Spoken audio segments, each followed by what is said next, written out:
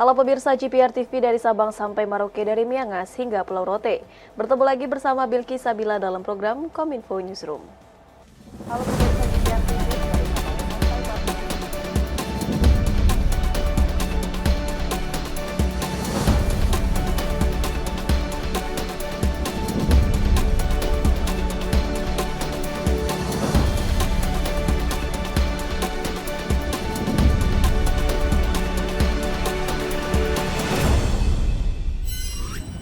Inilah Kominfo Newsroom selengkapnya. Pemirsa, setelah Jawa Barat dan Jawa Timur, program One Pesantren One Product kini juga diluncurkan di Kalimantan Selatan.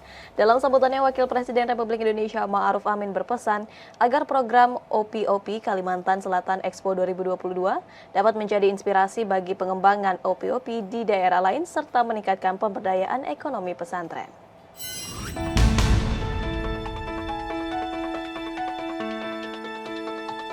Dalam rangka mewujudkan kemandirian pesantren, Wakil Presiden Ma'ruf Amin meresmikan program One Pesantren One Product di Banjarbaru, Kalimantan Selatan. Hal ini dilakukan sebagai upaya pemberdayaan ekonomi berbasiskan pesantren yang meliputi industri pertambangan, perdagangan maupun pertanian.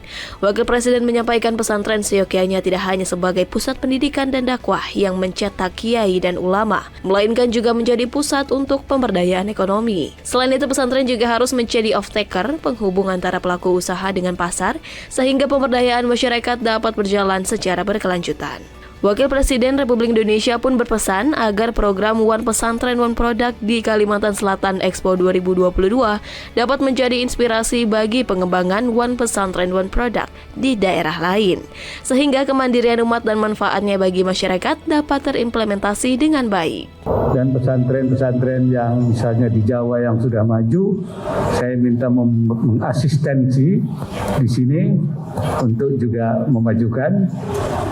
Kemudian dari Bank Indonesia, kemudian dari koperasi, permodalannya melalui LPDB, yaitu Lembaga Pengelolaan Dana Bergulirnya, yang sudah beberapa pesantren sudah memperoleh. Kemudian juga melalui Bank Wakaf Mikro, dan juga melalui BMT yang kita anjurkan untuk dibangun di pesantren, tentu bersama dengan pemerintah daerah, ya, bersinergi.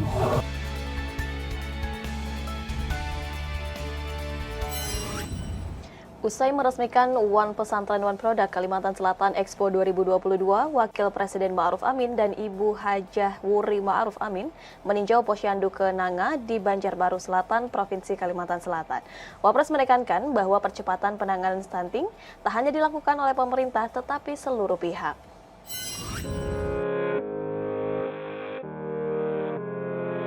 Dalam kunjungan ke Posyandu Kenanga, Kelurahan Loktabat Selatan, Kecamatan Banjarbaru Selatan, Kota Banjarbaru, Wakil Presiden Republik Indonesia Ma'ruf Amin beserta Ibu Wuri bersama petugas kesehatan melakukan peninjauan kegiatan Posyandu oleh para orang tua.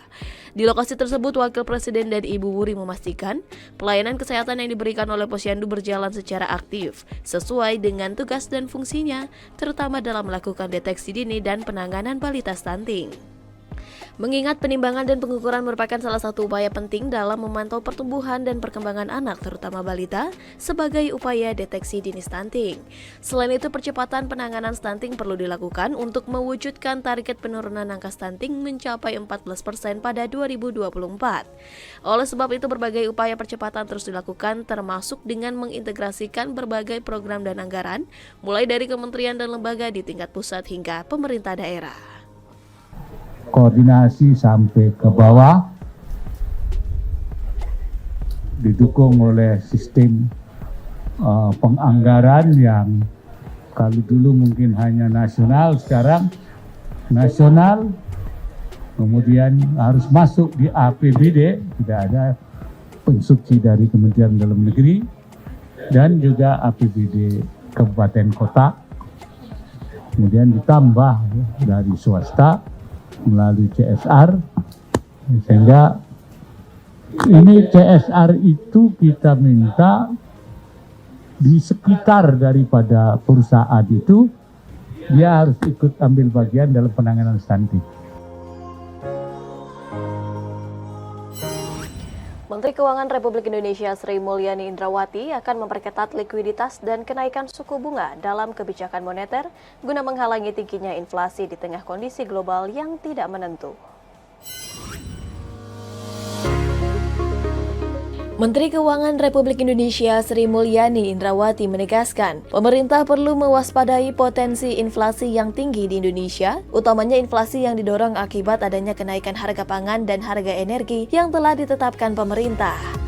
Potensi tersebut didukung dengan adanya tekanan ekonomi global, yang dimana saat ini risiko perekonomian dunia telah bergeser dari pandemi COVID-19.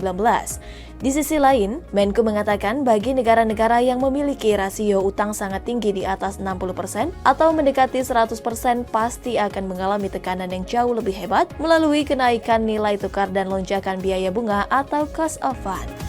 Dalam siaran pers APBN Kita, Menko juga menjelaskan untuk menghalang tingginya inflasi yang terjadi di Indonesia, maka Kementerian Keuangan merespon hal tersebut dengan memperketat likuiditas dan kenaikan suku bunga dalam kebijakan moneter.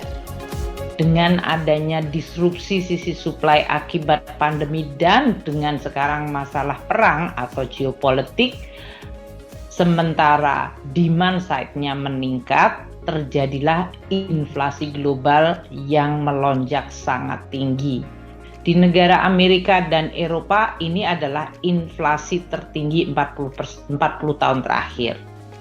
Dengan inflasi yang bergejolak atau melonjak sangat tinggi, maka kemudian dilakukan respons kebijakan moneter melalui pengetatan likuiditas dan kenaikan suku bunga.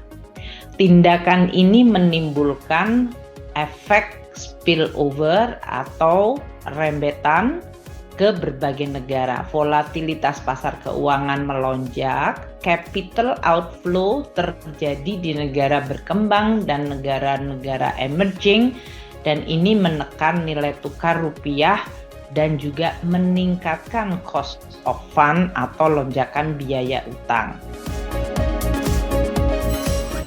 Sementara itu, pemirsa, Bank Indonesia dalam acara International Conference on Women and Syariah Community Empowerment menyatakan bahwa pemberdayaan perempuan dalam suatu perekonomian mampu meningkatkan kapasitas ekonomi hingga sebesar 20% sampai 25%. Deputi Gubernur Bank Indonesia Juda Agung menilai melalui pemberdayaan perempuan, perekonomian suatu negara akan terakselerasi.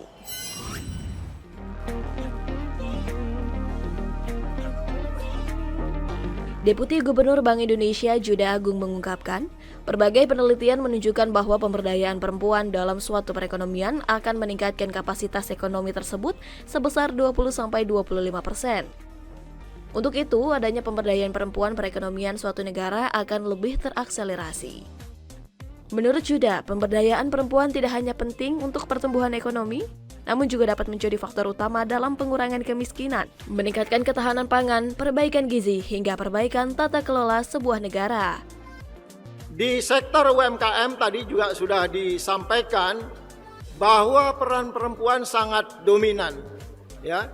Dari 65,5 juta UMKM, peran UMKM perempuan 65%. Jadi ini cukup signifikan, cukup dominan perannya, dan mayoritas di antara mereka memang bergerak di bidang makanan dan pakaian.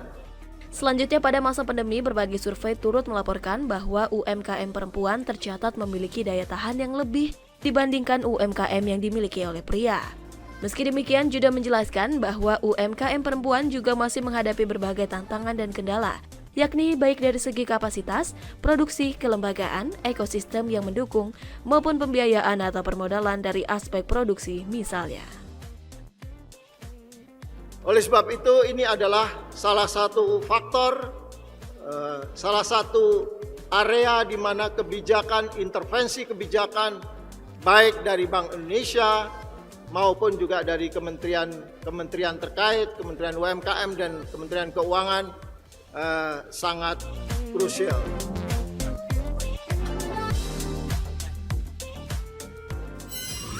Pemirsa, usai jeda kami akan kembali dengan informasi lainnya, tetaplah bersama kami.